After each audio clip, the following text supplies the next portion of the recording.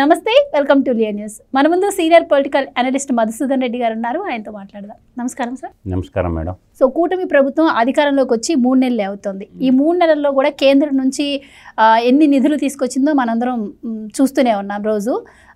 కానీ వైసీపీ మాత్రం తప్పుడు ప్రచారాలు చేస్తూ ఉంది. చంద్రబాబు వచ్చిన తర్వాత ఇప్పటికే 50,000 కోట్ల వరకు అప్పు చేసింది అని చెప్పి, అంటే ఒకానొక సందర్భంలో మనం చూసాం కేంద్ర మంత్రి నిర్మలా సీతారామన్ కూడా ఏపీకి పోలవరానికి అమరావతికి బడ్జెట్ కేటాయించినప్పుడు కూడా అది కూడా అప్పే అని చెప్పి వైసీపీ ప్రచారం చేసింది. అంటే చంద్రబాబు నాయుడు గారు అధికారంలోకి రాకముందే ఖజానా మొత్తం ఖాళీ అయిందన్న విషయం శ్వేతపత్రాల రూపంలో ఎలాగో ఆయన చెప్పడం జరిగింది. మరి నిజంగానే వైసీపీ ఆరోపిస్తున్నట్టు చంద్రబాబు గారు అంత అప్పు ఇప్పటి వరకు చేశారా? మరి ఆయన ఈ 3 నెలల్లో చేసిన అప్పు ఎంత, మీరేం చెప్తారు? గతంలో రెవెన్యూ సర్ప్లస్గా ఉన్నది. చంద్రబాబు నాయుడు మైనస్లో ఉన్న స్టేట్ని రెవెన్యూ సర్ప్లస్కి తీసుకొచ్చాడు. వాస్తవం జరిగింది. అది లాస్ట్ 5 బడ్జెట్స్ బుక్స్ వాళ్ళ దగ్గర ఉంటాయి. ఏది 14, 15, 16, 16, 16, 17, 17, 18, 18, 19 బడ్జెట్ బుక్స్ ఉంటాయి. దాంట్లో రెవెన్యూ సర్ప్లస్కి తీసుకొచ్చిన మాట వాస్తవం.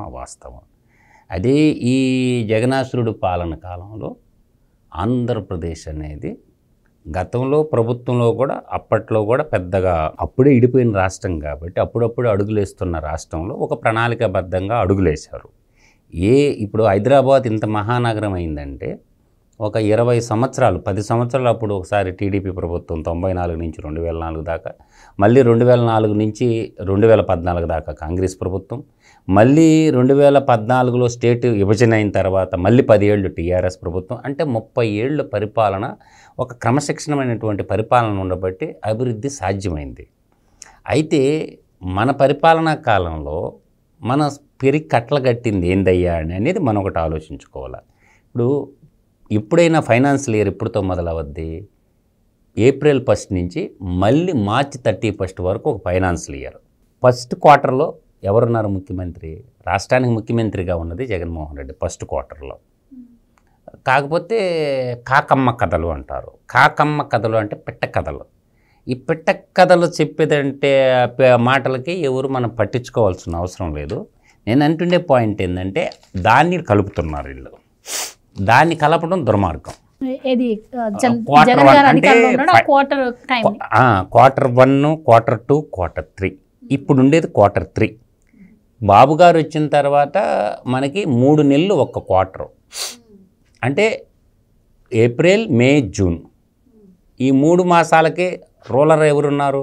జగన్మోహన్ రెడ్డే ఉన్నాడు. అంటే మధ్యలో 12వ తేదీ కాబట్టి, జూన్ 12వ తేదీ కాబట్టి బాబు గారు వచ్చింది. ఆయన ఫైళ్ళు చదువుకొని ఆఫీసులు చదువుకొని సరిపోయా. ఆయన ఆడ తెచ్చాడు ఈ 3 నెలల అప్పు? ఎవరు తెచ్చారో అప్పు? అర్థం చేసుకోవాలి. అంటే ప్రజలేమంతా అమాయకులు కాదు. గడిచిన 2 నెలల్లో ఈ డాక్యుమెంట్ ఒకటి ఉంది. ఎవరు చెప్పినా నచ్చకపోయినా సరే, ఆర్బీఐ రిజర్వ్ బ్యాంక్ ఆఫ్ ఇండియాలోకి పోతే బాగా క్లియర్గా చూసుకోండి. ఈ డాక్యుమెంట్ ఒకటి ఉంది. ఏ స్టేట్కి ఎంత అప్పు అనేది ఏడు ఉంది. దీంట్లో ఇప్పుడు మనకి ఈడ క్లియర్గా ఇచ్చాడు. అక్టోబర్ 1, 2024 మొత్తం రిజర్వ్ బ్యాంక్ ఆఫ్ ఇండియా అన్ని రాష్ట్రాలకు కలిపి 19,942 కోట్లు ఇస్తుంది. దాంట్లో ఆంధ్రప్రదేశ్ వాటా 3,000 కోట్లు, తర్వాత కర్ణాటక కోటా 4,000 కోట్లు, తెలంగాణ కోటా 2,000 కోట్లు, వెస్ట్ బెంగాల్ కోటా 3,500 కోట్లు. ఈ విధంగా చెప్పుకుంటూ పోతే అస్సాం, బీహార్, గోవా, హర్యానా, కేరళ, తర్వాత పంజాబు ఇట్లా వాళ్ళు ఇండెంట్ పెట్టుకున్నారు. రిజర్వ్ బ్యాంక్ ఆఫ్ ఇండియా ఇచ్చిన డాక్యుమెంట్ ఎవరికి పోయినా రిజర్వ్ బ్యాంక్ ఆఫ్ ఇండియాలోకి పోతే నీకైనా వస్తుంది, నాకైనా వస్తుంది. అట్టా 3,000 కోట్లు తీసుకుంటున్నారు. అంటే వీక్లీ ప్రతి మంగళవారం ఉంటాయి. మనం మంగళవారం అప్పులు తెచ్చిన మనం కూడా మాట్లాడితే ఎట్లా? నేను అనేది ఏంటంటే ఇక్కడ 2 చూద్దాం. ఇక్కడ అక్టోబర్ 8 మళ్ళీ మంగళవారం ఉంది. దీంట్లో ఆంధ్రప్రదేశ్ స్టేట్ లేదు. నెక్స్ట్ వీక్ లేదు. మళ్ళీ చెప్తా, అక్టోబర్ 8 లేదు. తర్వాత ఇదిగో మళ్ళీ అక్టోబర్ 22 ఉంది. అక్టోబర్ 22 మళ్ళీ బాండ్లు ఉన్నాయి. అన్ని స్టేట్లు ఉన్నాయి. మళ్ళీ ఇక్కడ చూడండి, అక్టోబర్ 22లో మళ్ళీ తెలంగాణ కూడా ఉంది 1000 కోట్లు, ఉత్తరప్రదేశ్ 3,000 కోట్లు, వెస్ట్ బెంగాల్ అయితే 5,000 కోట్లు పెట్టారు.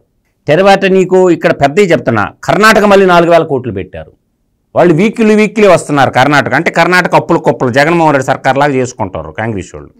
తర్వాత నీకు ఇక్కడ ఈ లిస్టులో అస్సాం 1000 కోట్లు, బీహార్ 2000 కోట్లు, గోవా 100 కోట్లు, హర్యానా 1500 కోట్లు, కర్ణాటక 4000 కోట్లు, మధ్యప్రదేశ్ 6000 కోట్లు, ఇక్కడ బీజేపీ ప్రాంతం, మహారాష్ట్ర 4000 కోట్లు, మళ్ళీ తమిళనాడు 2000 కోట్లు, తెలంగాణ 1000 కోట్లు, ఉత్తరప్రదేశ్ 3000 కోట్లు, వెస్ట్ బెంగాల్ 5000 కోట్లు. అంటే సార్ నేను అనే పాయింట్ ఏంటంటే అబద్ధాలు చెప్పడానికి అద్దు పొద్దు ఉండాలి. అక్టోబర్ 29 అంటే మళ్ళీ నెల వచ్చేసరికి నవంబర్ 1న పింఛన్లు జీతాలు ఇవ్వాలి కాబట్టి ఆ రోజు పెట్టారు ఏపీ స్టేట్ వాళ్ళు. ఇది ఎవరెవరు ఎక్కడికి పోయినా రిజర్వ్ బ్యాంక్ ఇండియాలో క్లియర్గా తెలుస్తుంది. అసలు నవంబర్లో ఇండెండే లేదు, మళ్ళీ డిసెంబర్లో ఇండెండ్ ఉంది. అయితే ఇప్పుడు మరి ఈ కూటమి ప్రభుత్వం వచ్చిన ఈ 3 నెలల్లో ఎన్నిసార్లు ఆర్బీఐ దగ్గర అప్పు కోసం వెళ్ళింది? అంటే ఇప్పటి వరకు అప్రాక్స్ ఎంత అప్పు చేసి ఉంటుందంటారు? టోటల్గా ఈ ఫైనాన్షియల్ ఇయర్లో మనకుండే అప్పు 24,000 కోట్లమ్మా. దాంట్లో 12,000 కోట్లు జగన్మోహన్ రెడ్డిదే. మరి 12,000 కోట్లు 50,000 కోట్లు అని చెప్తోంది. అంటే వాళ్ళు చెప్తారు ఏమన్నా, ఎన్నేం చెప్తారు, చెప్పకుండా ఎట్టుంటారా? అందువల్ల ఏంటంటే ఏదైనా కూడా ఈ ప్రభుత్వం వచ్చిన తర్వాత మీరు ఈ ఫైనాన్షియల్ ఇయర్ని క్రైటీరియాలోకి తీసుకోకండి. ఈ 1 ఇయర్ వదిలేయండి. అంటే రేపు ఫైనాన్స్లో బడ్జెట్ పెట్టేసి జనరల్ బడ్జెట్ పెట్టేసిన దాకా వదిలే నెక్స్ట్ ఇయర్ నుంచి ఆ రాష్ట్రాల్లో ఏ విధంగా జరుగుద్దో చూడండి.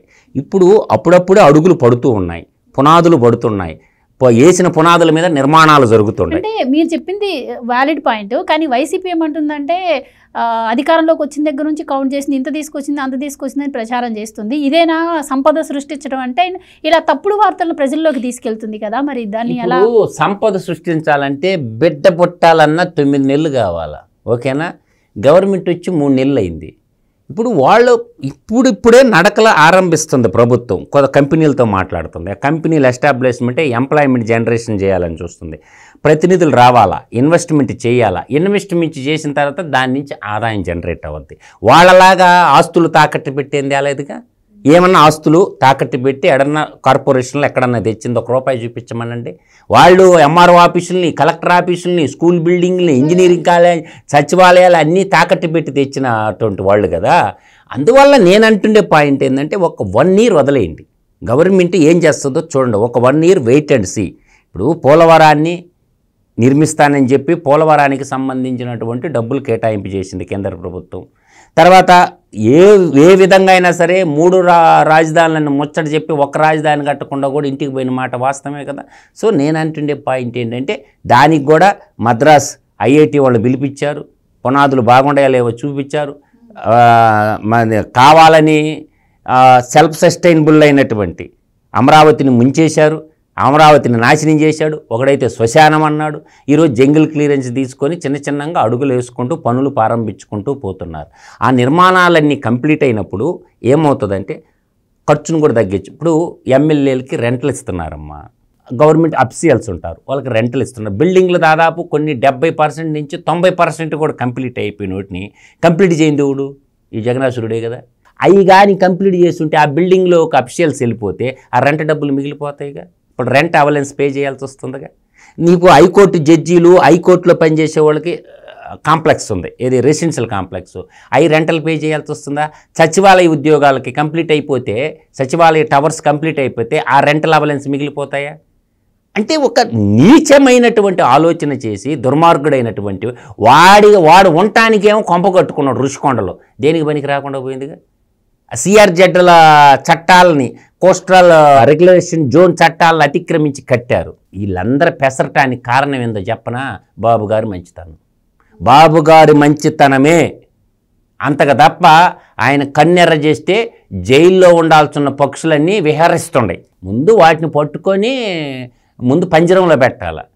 ఇప్పుడు ఆ విహరిస్తున్న పక్షులన్నింటినీ పట్టుకొని పారంభోగు పనులు చేసి అప్పుల కుప్పగా మార్చిపోతే ఇప్పుడు ఎలక్ట్రికల్ చూద్దామన్నమ్మా. కరెంటు 14 నుంచి 19 మధ్య కాలంలో బాబుగారు పెంచల.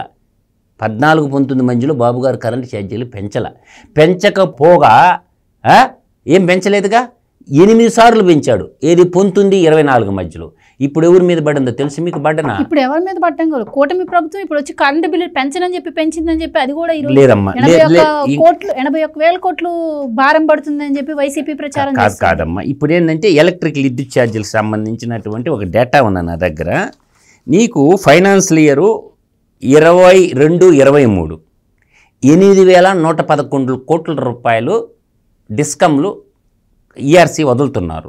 ఇంకా ఆమోదం జనరల్. అది ప్రభుత్వం అన్నా కట్టాలా, ప్రజలన్నా కట్టాలా. దాదాపుగా 20,000 కోట్ల రూపాయల డబ్బు వాళ్ళకి చెల్లించాలా.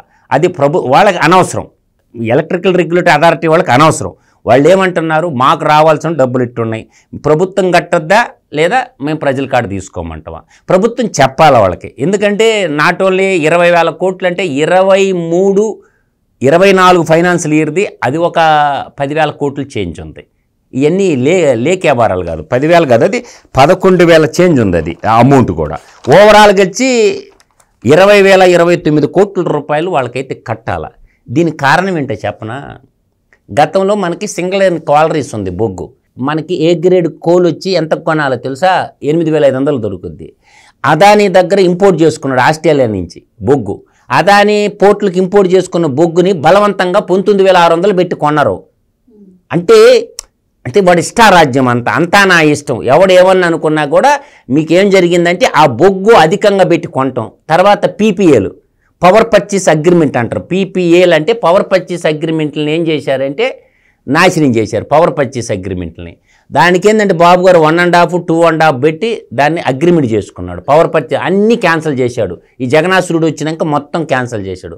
ఇప్పుడు రెడ్డి వచ్చా మొదలెట్టా అన్నట్టు మళ్ళీ మొదటికి ఎత్తుకుంటా వచ్చారు. పవర్ పర్చేస్ అగ్రిమెంట్లు పవర్ కొనకపోగా వాళ్ళు కోర్టుకు పోయారు. ఎవరు? పవర్ కంపెనీలు అయితే పీపీఏలు అగ్రిమెంట్ ఉండేవో వాళ్ళు డబ్బులు కట్టిందమ్మా. పవర్ యూనిట్ కూడా ఉత్పత్తి చేయకుండానే డబ్బులకు పే చేయాల్సి వచ్చింది గవర్నమెంట్. అంటే ఇప్పుడు మీకు G2G అంటారు. G2G అంటే ఏంది? గవర్నమెంట్ టు గవర్నమెంట్ ఒప్పందం ఒకటి. G2B అని ఉంటుంది, గవర్నమెంట్ టు బిజినెస్ వాళ్ళు అంటారు. ఇంకోటి B2B అంటారు. ఇవన్నీ కాలేజీలు పోయి చదువుకున్న వాళ్ళకి తెలుస్తాయి. సాక్షులు పనిచేసిన జర్నలిస్టులకి ఏం తెలుస్తాయి? అంటే కాలేజీలు పోని వాళ్ళు బీవే చదువుకున్న బేవర్సగాళ్ళు అందరూ బయటకు వచ్చి మాట్లాడితే సరిపోద్ది. ఇప్పుడు నేను అంటుండే పాయింట్, పవర్ పర్చేసింగ్ అగ్రిమెంట్లు రద్దు చేయించుకోవడం వల్ల ఇప్పుడు రెన్యూబుల్ ఎనర్జీకి పోవాలి. ఐక్యరాజ్య సమితి రూల్స్ ప్రకారం కార్బన్ ఉద్గారాలు తగ్గించే రెన్యూబుల్ ఎనర్జీకి పోవాలి. సోర్స్ ఎక్కడ ఉంది? రెన్యూబుల్ ఎనర్జీ సోర్సు ప్లాంట్లు మనకు ఉండయా? ఏం అసలు రెన్యూబుల్ ఎనర్జీ అంటే ఏంటి? ఈ మండలకు తెలుసా? రెన్యూబుల్ ఎనర్జీ అనేది ఏంటంటే మనకి ఇక్కడ పూర్తిగా ఐడల్ ఎనర్జీ రెన్యూబుల్ ఎనర్జీ కిందకు వస్తుంది. సోలార్ ఎనర్జీ రెన్యూబుల్ ఎనర్జీ కిందకు వస్తుంది. తర్వాత విండ్ ఎనర్జీ రెన్యూబుల్ ఎనర్జీ కిందకు వస్తుంది. తర్వాత మీకు ఈ విధంగా చేసుకుంటే ఆటమిక్ వచ్చేసరికి రెన్యూబుల్ ఎనర్జీ కిందకి రాదు. అందుకని మన ఏమంటారు, హైడ్రోజన్ ఎనర్జీ అంటున్నారు బాబు గారు. ఇప్పుడు మనం ఏం చేయాలా? మనకి 100 సంవత్సరాల స్వాతంత్రం వచ్చిన నాటికి, భారతదేశానికి 2047 నాటికి 100 సంవత్సరాల స్వాతంత్రం వచ్చిన నాటికి ఈ రెన్యూబుల్ ఎనర్జీ ప్లాంట్లు ఎస్టాబ్లిషన్ చేసుకోవాలి. దానికి సబ్స్టేషన్లు కట్టుకోవాలి. కట్టుకున్నప్పుడు ఏమద్ది? ఆటోలు, బైకులు, స్కూటర్లు వీటన్నిటిని కూడా ఈ ఏదైతే పెట్రోలియం ఫ్యూయల్స్ ఉన్నాయో, మనకి గ్యాసోలిన్ అంటారు. ఇది పెట్రోల్, మనం భారతదేశంలో పెట్రోల్ అంటాం, యుఎస్ఏలో గ్యాసోలిన్ అంటారు. తర్వాత మీకు మనకి ఇంధనం వచ్చేసరికి శాటిలైట్ ఇంధనాలు ఉంటాయి. ఈ శాటిలైట్ ఇంధనాలు ఇవన్నీ చాలా కాస్ట్లు ఉంటాయి అన్నమాట. వీటన్నిటి తగ్గించుకొని శాటిలైట్ పైకి ఊరకపోవాలంటే పోదుగా. శాటిలైట్ని కూడా సోలార్ ఎనర్జీ ద్వారా పైకి పంపించాలని చూస్తున్నారు. అందువల్ల నేనేందంటే ఇక్కడ మనం ఆలోచించాల్సింది ఏంటంటే ఈ పవర్ ఛార్జీలు తగ్గించుకునేదానికి అవకాశాలు ఉండయి. ప్రజలను ఎత్తిన భారం పడకూడదు. కాకపోతే ఈరోజు ఏంటంటే ఒక పేపర్లో ఆర్టికల్ రాశారు, తెలుగులో ఒక పేపర్లో రాశారు ఆర్టికల్. ఏం రాశారు? ప్రభుత్వం మీద ప్రభుత్వం సిద్ధపడిపోయింది, 8,111 కోట్లు కట్టడానికి సిద్ధపడిపోయిందని ఒక ఆర్టికల్ రాశారు. అది వాళ్ళు ఏ బేస్ మీద రాశారు? ఆ ఈఆర్సీ అంటారు అన్నమాట, ఎలక్ట్రికల్ రెగ్యులేటరీ అథారిటీ వాళ్ళు ఒక పబ్లిక్ న్యూస్ ఇస్తారు. ప్రభుత్వం కట్టాలా లేదంటే ప్రజల కాడ నుంచి వసూలు చేస్తారు. ట్రోప్ ఛార్జీల కింద పెట్టి వసూలు చేసేస్తారు. ఇప్పుడు ప్రభుత్వం నిర్ణయం తీసుకోవాలి, మా ప్రజల జోలికి పోవద్దు, ఒక నెలకు 500 కోట్లు మేము కడతాము, ఒక అగ్రిమెంట్ చేసుకోవాలి. నేను అన్నది కదా గవర్నమెంట్ టు గవర్నమెంట్ అని. అట్లా ఈఆర్సీకి ఈ డిస్కమ్లకి ఒప్పందం కుదరాల. మేము ఎవ్రీ ఇప్పుడు మన పింఛన్లు ఇచ్చినట్టే ఇస్తున్నాను కదమ్మా, 3,000 కోట్ల పింఛన్లు జీతాలు అట్టేస్తున్నట్టే దాంట్లోనే ఒక 500 కోట్ల రూపాయలు ఏం చేయాలంటే నెల నెల ఇస్తామయ్యా, ఈ విధంగా సర్దుబాటు చేసుకునేదానికి ఒక ప్రణాళిక రచించుకొని క్యాబినెట్ కూర్చొని 175 మంది ఎమ్మెల్యేలు కూర్చొని ఆ కోణంలో చర్చించుకొని వాళ్ళు ఏం చేస్తారంటే నిర్ణయం తీసుకుంటారు. అంతే తప్ప బాబు గారు చెప్పిన మాటకి కట్టుబడి ఉంటాడంటే 14-19 మధ్య విద్యుత్ ఛార్జీలు పెంచలేదు కదా. సో కాబట్టి ఇప్పుడు మనం అనుకుంటున్న 24-29 మంచి కూడా విద్యుత్ ఛార్జీలు పెరగకూడదని నేను కోరుకుంటున్నా. సోలార్ పై కూడా దృష్టి పెట్టారు కదా చంద్రబాబు. అది పెట్టేది కాదు, ఇప్పుడు సర్దుబాటు చేయటం ఎలా, ఆ కంపెనీ వాళ్ళు పిలిపించి నెలకు 500 కోట్లు అంటే మనం ఈఎంఐలు కట్టుకుంటాం కదమ్మా, అట్లా ఇప్పుడు మనం కట్టాల్సింది 8,000 కోట్లు 1 ఇయర్ డివిజన్ చేసుకుంటే మీకు మార్చి 31 నాటికి మేము అప్పుడు అంత ఇచ్చుకుంటా వస్తామంటే ఫైనాన్స్ ప్లానింగ్ వాళ్ళకి సర్దుబాటు చేస్తే ఈలోపు కొంత అమరావతి ద్వారా కొంత ఇన్కమ్ వస్తుంది, కొంత వచ్చినా సర్దుబాటు చేసుకోవాలి. ప్రజల్ని ఇప్పటికే భారం అయిపోయి ఈ కూటమి ప్రభుత్వాన్ని గెలిపించడానికి విద్యుత్తు కూడా ఒక కారణం. కాబట్టి దీన్ని ఇంకొక విధంగా దీన్ని బ్యాలెన్స్ కూడా చేయొచ్చు. పరిశ్రమల వర్గాలకు పెంచుకున్న తప్పులేదు బాబు, డొమాస్టిక్ అంటారు. పరిశ్రమలకి కమర్షియల్ బిల్డింగ్లు పెంచుకోండి, డొమాస్టిక్ జోలికి పోకూడదు. డొమాస్టిక్ అంటే గృహ నిర్మాణాలకు చెప్తే రెండోది వ్యవసాయ పంపు చెట్లు జోలికి పోకూడదు. వ్యవసాయ సబ్సిడీ పంపు చెట్లు మొత్తం ప్రభుత్వమే కడుతుందిగా, ఉచిత విద్యుత్ రైతులకు ఇస్తున్నది. కాబట్టి ఇక్కడ డొమాస్టిక్ పర్పస్లో అసలు రూరల్ ఏరియా కానీ పట్టణ ఏరియా కానీ ఎక్కడ కూడా పెంచకూడదు, డొమాస్టిక్ పర్పస్లో పెంచకూడదు. నేను అనేది ఇండస్ట్రీలో కూడా స్మాల్ స్కేల్ ఇండస్ట్రీ ఉంటాయి, అంటే మనకి కోట్లోపు టర్నోవర్ అయ్యే ఇండస్ట్రీస్ ఉంటాయి, ఇది స్మాల్ స్కేల్ ఇండస్ట్రీలో వాటిని కూడా పెంచకూడదు. అంటే ఇళ్లల్లో పరిశ్రమలు ఉంటాయి, చిన్న ప్రింటింగ్ ప్రెస్లో చిన్న వాళ్ళకి పెంచారనుకో ఇబ్బంది పడతారు. అది కూడా దృష్టిలో చూసుకొని క్యాబినెట్ కూర్చొని చర్చించుకొని నిర్ణయం తీసుకోవాలి. ఇప్పటికైతే ప్రస్తుతానికైతే ఇది ఒక ఆర్టికల్ పేపర్లో వచ్చిన తెలుగు డైలో ఆర్టికల్ మాత్రం దీని మీద ఇంకా నిర్ణయం తీసుకోలేదు. కానీ నా ఉద్దేశం ప్రకారం ఏంటంటే ప్రభుత్వం భారం పడకుండా చూస్తుందని అనుకుంటున్నాను. నేననేది ఫైనల్గా ఆలోచించుకొని విద్యుత్ ఛార్జీలు పెంచకపోవడమే మంచిది, రాష్ట్రానికి మంచిది అని చెప్పి నా ఉద్దేశం. ఏదో విధంగా కేంద్ర ప్రభుత్వం అడిగి స్పెషల్ గ్రాంట్ కొంత తెచ్చుకొని, చాలా పథకాలు ఉన్నాయి కదా మనకు రావాల్సిన సెంట్రల్ గవర్నమెంట్ గ్రాంట్ను ఏదో ఒక గ్రాంట్ని మనం తెచ్చుకొని అది వాళ్ళకి పే చేసేస్తే మనం చిన్నగా మన పనులు చేసుకోవడానికి సెంట్రల్ గవర్నమెంట్ ఎంపీలు చాలా యాక్టివ్గా ఉండాలి. ఎంపీలు యాక్టివ్గా కదిలితే తప్ప వాళ్ళ పర్సనల్ పనులు పక్కన పెట్టేసి అట్లీస్ట్ ఒక 2-3 సంవత్సరాల ఎంపీలు కేంద్ర మంత్రుల చుట్టూ చక్కర్లు కొట్టాలి. బాబు గారు ఒక్కడే కాదమ్మా, అందరూ తిరగాల. ఎంపీలు బాధ్యత ముఖ్యమంత్రి దగ్గరికి వెళ్ళి సార్ మాకు ఈ బాధ్యత ఇవ్వండి, మేము చేస్తాం, ఒక 2-3 పనులు మాకు అప్పచెప్పండి, మొత్తం మీరే కాదని చెప్పి వాళ్ళు ముందుకు అడుగులేయాలి. ప్రజాప్రతినిధులు ప్రజాసేవకులు వాళ్ళ పర్సనల్ పనులు కాదు, ఎంపీలు అడుగులేసి కేంద్ర మంత్రులు ఎన్ని చూస్తారమ్మా, వాళ్ళు దేశమంతా చూడాలి. కేంద్ర మంత్రులు 25 మంది మనకి ఉన్నారు కదా ఎంపీలు.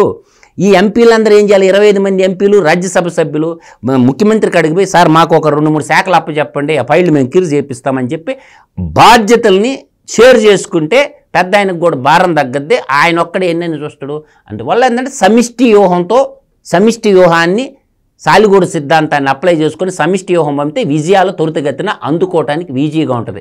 ఒక్కరే కష్టపడి ఇప్పుడు పిడికిలు బిగించను ఎలా ఉంటుంది, బలంగా ఉంటుంది. ఒక్కేళ్ళు బిగించండి ఏముండదు. అందువల్ల ఏంటంటే పెంచకూడదని కూడా నేను డిమాండ్ చేస్తున్నాను. ప్రభుత్వాన్ని ఎట్టి పరిస్థితులు పెంచకూడదు. డొమాస్టిక్ రంగంగా అసలు విద్యుత్ ఛార్జీలు పెంచకపోవడం రాష్ట్రానికి శ్రేయస్కరం అని మాత్రం చెప్పగలను. రైట్ సార్, నమస్కారం.